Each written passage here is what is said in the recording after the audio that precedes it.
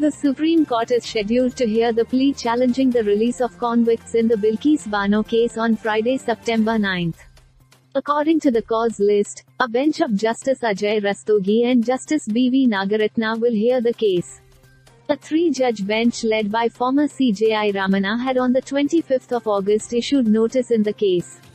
The court had directed all convicts who have been released to be made party to the case.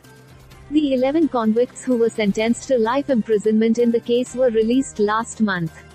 The convicts were set free under Gujarat's remission policy after their application for remission of the sentence was allowed.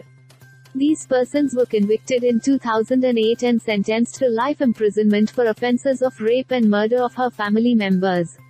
Even though the crime was committed in the state of Gujarat, the Supreme Court in 2004 directed the transfer of the trial from Ahmedabad to a competent court in Mumbai.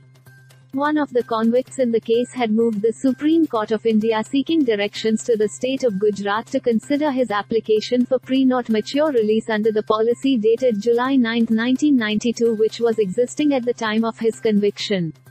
A bench headed by Justice Ajay Rastogi in May 2022 held that once the crime was committed in Gujarat, after the trial was concluded and judgment of conviction came to be passed, all further proceedings including remission or pre-not mature release, have to be considered in terms of the policy which is applicable in the state of Gujarat.